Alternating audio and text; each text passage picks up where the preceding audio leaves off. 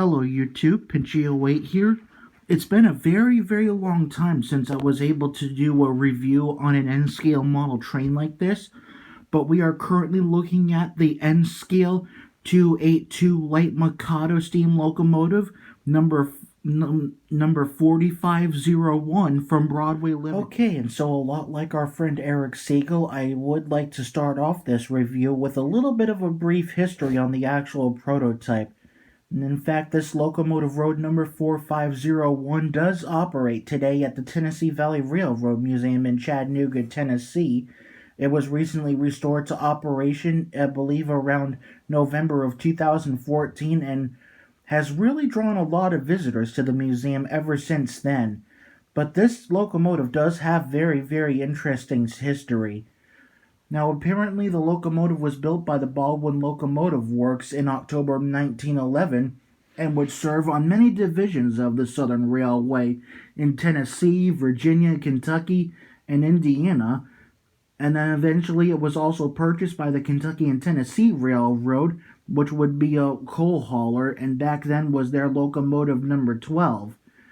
And then in 1966, the locomotive was restored back to operating condition under the ownership of Paul Merriman, who used this locomotive to put TVRM on the map like that, and then eventually was painted in what's known as the Virginia Green with gold livery pre-World War II, as compared to Sylvan Green 4501 War Post like 1984.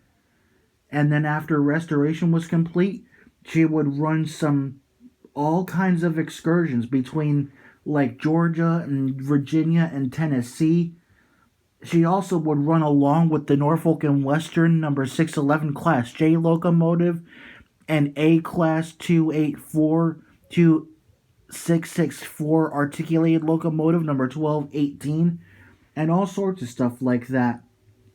And then eventually it was discontinued by late 1994. And then eventually in the late 21st century was restored back to operation in October or November of 2014, as it was called under the name 21st Century Steam. And that's when that's when they acquired locomotives like number 630 as well as 4501, as well as the firing up of 611 and the Nickel Plate Road 765. And then in around 2015, the service was discontinued. And so as of now, even though they discontinued the 21st Century Steam program, 4501 does still continue to operate and has also been repainted in its original freight black scheme. And of course, that is modeled today by Bachmann in the usual HO scale. It looks very stunning. And if you were able to compare Broadway Limited's HO version that was painted just like this, you'd notice that the tender is actually slightly longer than it was before. In fact, it was said while it was in excursion service, it was given that slightly longer tender from an ex-Central of Georgia Railway steam locomotive. And then when it comes to the restoration of locomotive 630, she's actually using 4501's old tender today. So it kind of works out that way. So pretty interesting history. I believe when it comes to the line of Broadway Limited's Paragon series, there's usually like Paragon 2 or Paragon 3. And of course the big difference was when they introduced Paragon 3, and one of the cool things I heard about Paragon 3 is that the sound can actually be supplemented from a subwoofer device, which actually acts as an amazing speaker to give you the experience as if you really were trackside with this locomotive. I also have found out that Paragon 3 equipped locomotives can operate with or without the subwoofer, and apparently I don't have a subwoofer to make this review more interesting yet, but if I do get my hands on one, I'll see if it really does work, but I'm not sure if it works with my Bachmann Easy Command Control Center or not. If I really knew how it works by then, I would have been interested in trying to get it. Because believe me, when you've got the sound connected to the subwoofer, you'll really feel like you're trackside with this locomotive. And of course, as you can see, 4501, as I've mentioned before, is in the configuration 282 Mikado type locomotive. That means you've got two wheels on the lead truck, 8 drive wheels, and another two-wheel trailing truck underneath the firebox and cab.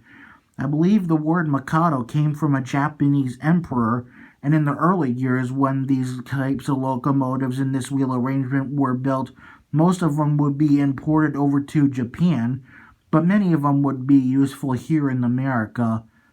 Now, what do you say we get to detail on this locomotive? Glad I activated the camera lighting on this so y'all can see the detail a whole lot better.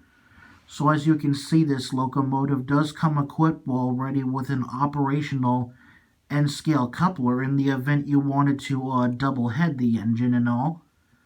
You've got an operational headlight and this bell which is fixed in place and does not swing back and forth. And I love the detail on these grab irons as well as the cylinders and all sorts of fun stuff to look at. It's just fun to look at these giant wheels like that. If you're wondering what these crescent shapes are usually on these wheels, these are called counterweights. And since there's a lot of side rod, or we'd probably just stick to the name side rod, you'd notice that this counterweight is actually a lot larger than the counterweights on these wheels, as they don't hold a lot of weight and all. So now we're going to move the camera up so you can see more detail above. Green boiler jacket definitely does suit this locomotive a lot. You've got the road number 4501 painted here on the sand dome. You can also see molded in over here are the sanding pipes that would go down to the wheels. You've got some beautifully painted brass pop-off valves and a whistle. You got the steam generator known as the dynamo. And then over here are the cab vents, which are molded stationary in place. And then there's probably not going to be a lot to reveal in the boiler backhead of the locomotive, as these as the engine and tender are completely connected together. In fact, you can see this little drawbar right over here that is currently like semi-permanently connected. It's also where the wiring between the tender and locomotive are connected permanently like that. And of course, as an expert of DCC and sound, all this sound is coming from the tender as usual. And I believe this is real coal that they use to put in the tender. Looks very, very interesting. And I'm not sure if there should be a gap like that between the engine and tender, because I remember in HO scale you would have the fully functioning deck plate that connects the tender and cab like that. I could easily fit my little skewer into the cab like that. And I definitely love the detail of the firebox like that. It's a really, really big firebox. You've also got valves for blowdown and all. And if you were to look really closely, yes, there are some valves as well over here and here for cylinder blowdown. So yeah, Broadway Limited definitely hit the sweet spot on making and scaling this locomotive down like that to my favorite and scale proportion like this. It's just very, very excellent looking.